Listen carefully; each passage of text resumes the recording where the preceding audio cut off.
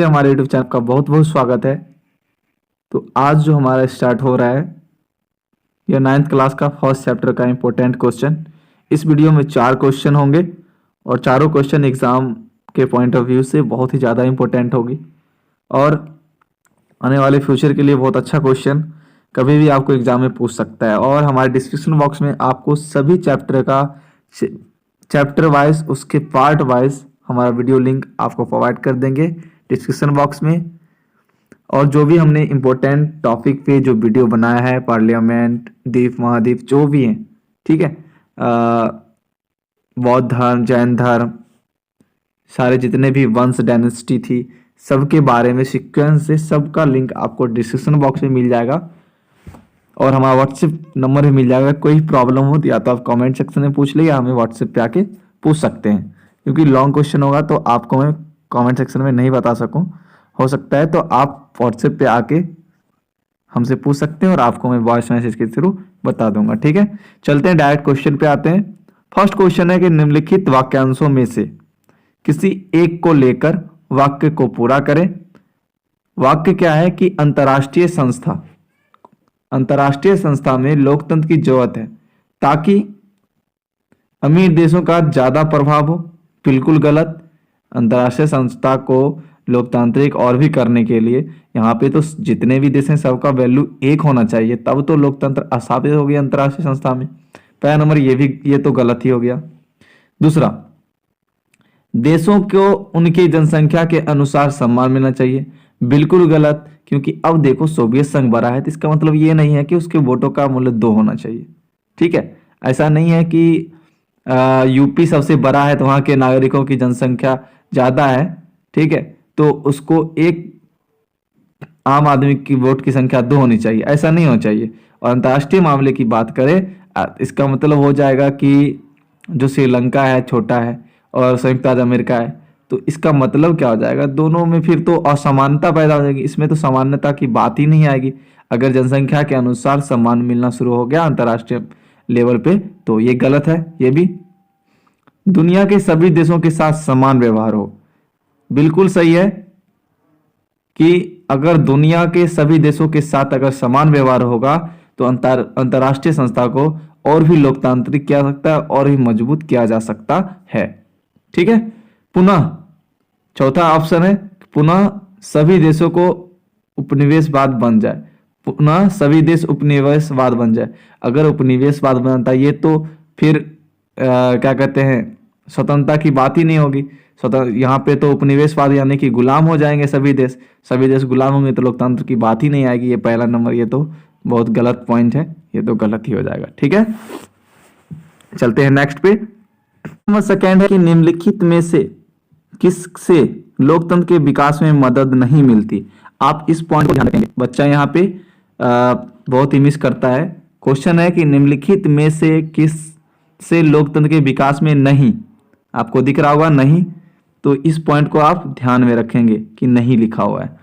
तो अगर मान लीजिए उपनिवेशवाद का अंत करते हैं तो बिल्कुल लोकतंत्र के विकास में यह मदद करेगा। लोकतांत्रिक सरकार आएगी, हो सकता है स्वतंत्रता प्राप्त अगर कोई भी देश उपनिवेश है किसी देश का, ठीक है, तो अगर उपनिवेशवाद का यहाँ पे अंत तो स्वतंत्र हो जाएगा।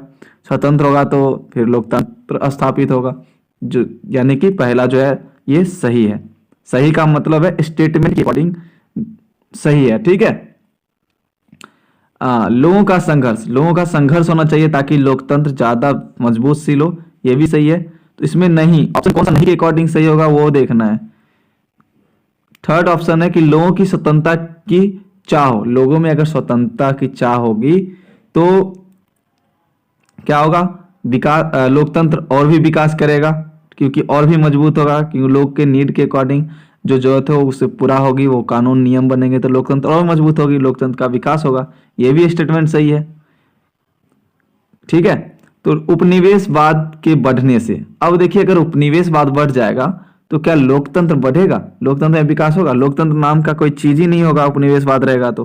ठीक है, तो इसका मतलब है क्वेश्चन के अकॉर्डिंग जो आंसर सही होगा वो ये होगा। ठीक है, ये स्टेटमेंट गलत है कि ऐसा नहीं हो सकता कि लोकतंत्र के विकास में यह मदद नहीं कर सकता है। ठीक है, इस चीज से, इस लाइन से, उपनिवेशवाद के बढ़ने से, यानी कि इस लाइन से लोकतंत्र के विकास में मदद नहीं मिलेगा। Answer D. ठीक है,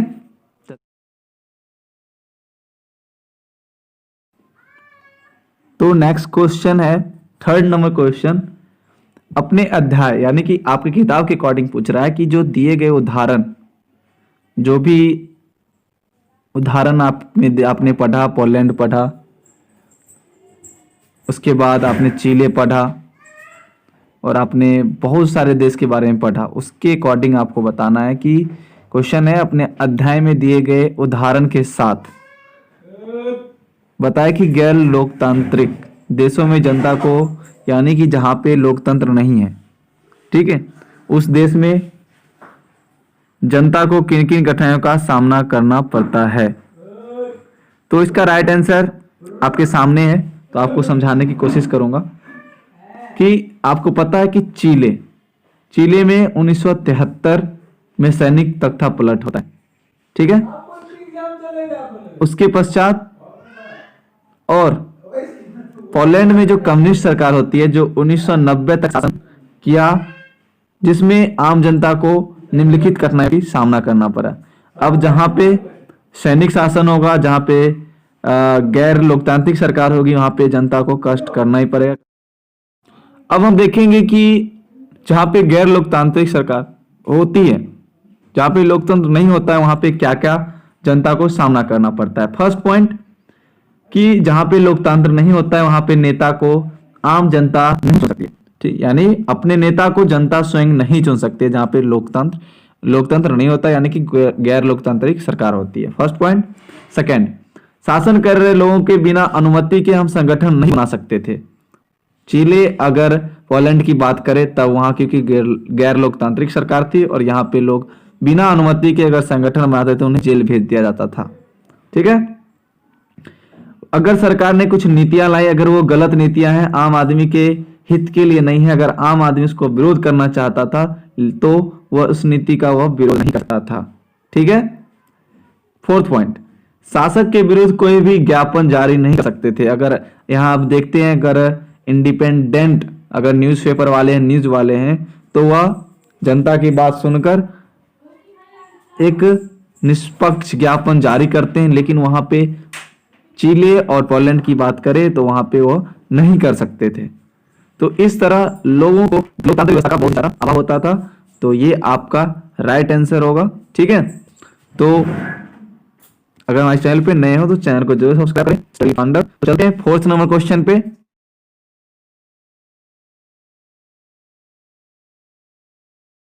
तो क्वेश्चन नंबर 4 पे आप ध्यान देंगे और समझने की कोशिश करेंगे, पहले समझेंगे और कि दक्षिण अफ्रीका जो था, जहां पे चिले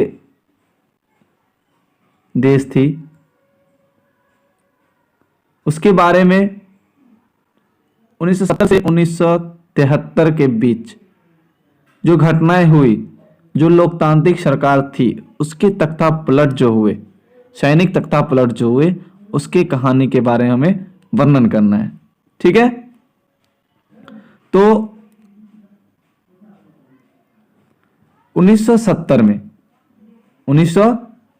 में जो चिले की राष्ट्रपति होते हैं वो सल्वाडोर आइंदे होते थे। कौन थे? 1970 में राष्ट्रपति सल्वाडोर आइंदे। आइंदे कहीं पे मिलेगा आपको, या तो कहीं पे सल्वाडोर आइंदे का नाम मिलेगा, ठीक है। जो कि सोशलिस्ट पार्टी के संस्थापक थे। आपको ध्यान रखना कि किस पार्टी से वह ताल्लुक रखते थे? सोशलिस्ट पार्टी से, ठीक है। और इन्होंने ही, आइंदे ने ही पॉपुलर यूनिटी गवर्नमेंट का नेतृत्व किया था, ठीक है। जब इनका शासनकाल था तो चिले का जो शिक्षा व्यवस्था था बहुत ज्यादा उन्नत थी, और यहाँ के जो बच्चे, छोटे छोटे बच्चे थे, उनके लिए इन्होंने दूध भी फ्री कर दिया था, ठीक है। और भूमि का जो पुनः सामान्य वितरण था, यानी कि जिनके पास ज्यादा जमीन था, जिनके पास नहीं था, उनके बीच में, ठीक है, सामान्य वितरण कर दिया, ठीक है। सभी को सामान्य अधिकार दिया, सभी को आजादी दी, ठीक है। बहुत तरह का इन्होंने अच्छा काम किया। और जो विदेशी कंपनी थी उन्होंने रोक लगा दिया, अपनी कंपनी चालू की और अपने ही जनता को रोजगार देना शुरू किया, जो कि बहुत ही अच्छा स्टेप था। लेकिन इससे क्या हुआ? लेकिन इनके इस अच्छे कदम से जो अमीर लोग और जो अन्य राजनीतिक पार्टियां थी, आपको पता होगा जो भी सत्ता में होती है उसके विपक्षी अगर सत्ता वाले कोई भी बिल या कानून लाता है, कोई भी काम करता है, तो विपक्ष पार्टी को क्या लगता है? खराब ही लगता है। ठीक है, ऐसा ही होता चाहे कोई भी रहे। ठीक है, तो इन्होंने क्या किया, जिनको जो अमीर तबके से बिलोंग करते थे और राजनीतिक पार्टी इनकी दूसरी थी, इन्होंने इनके इस नेक काम के विरुद्ध आलोचना करना शुरू कर दिया। और इन्होंने क्या किया कि उस समय जो सैन्य जनरल थे ये भी इनके विरोध आ गए। किनके विरोध? आइंदे के विरोध। और इन्होंने क्या किया कि लोकतंत्र को खत्म करने की कोशिश करी। ठीक है, और सैनिक तंत्र स्थापित करने का प्रयास किया। ठीक है, उस समय का जो सैन्य जनरल थे वो थे पिनोशे। ठीक है, और इन्होंने तो सैनिक तंत्र स्थापित करने का प्रयास किया और सफलता भी इसमें प्राप्त हुई इनके। आपको जो आंसर लिखना है जस्ट ऐसे लिखना है ताकि आपको बहुत ही ज्यादा अच्छा मार्क्स मिले। ठीक है, फुल मार्क्स मिले। ठीक है, तो आगे देखते हैं।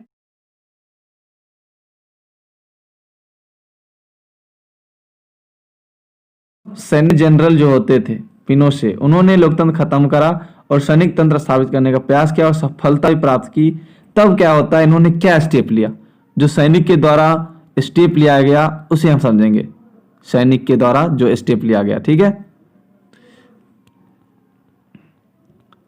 फर्स्ट कि जो चिली के रक्षा मंत्री थे उस समय, जब वो कार्यालय पहुंचते हैं तो उनके सेना, क्योंकि जो रक्षा मंत्री थे उनके नीचे जो सैन्य जनरल था, सैन्य जनरल के अंदर में पूरा सेना थी, तो इन्होंने क्या किया, सेना को अपने अंदर कर लिया और रक्षा मंत्री को ही गिरफ्तार कर लिया।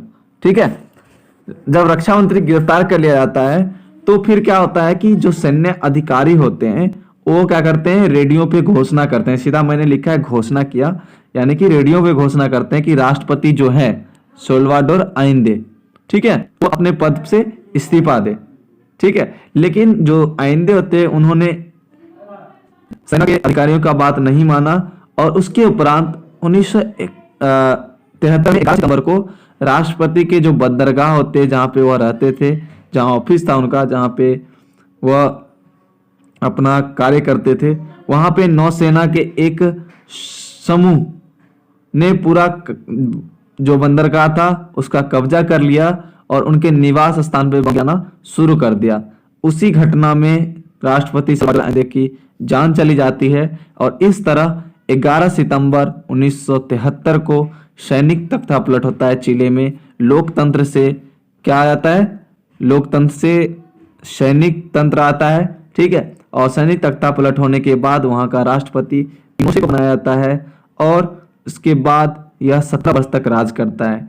लेकिन पुनः 1990 के बाद यहाँ पे पुनः लोकतंत्र स्थापित होती है। ठीक है, जो कि आपको वीडियो के माध्यम से समझना होगा। वीडियो का लिंक डिस्क्रिप्शन बॉक्स में होगा। और भी हम 4 इंपॉर्टेंट क्वेश्चन लाएंगे, तो वीडियो कैसी लगी हमें कमेंट सेक्शन में बताएंगे। और आपको बताना है कि 1990 के बाद, ठीक है, जो इलेक्शन हुआ उसमें कौन वहां का राष्ट्रपति बना और 2006 में वहां का राष्ट्रपति कौन बना। ठीक है, तो वीडियो यही समाप्त करते हैं। वीडियो कैसी लगी हमें कमेंट सेक्शन में बताएंगे। अगर वीडियो आपको ऐसे ही चाहिए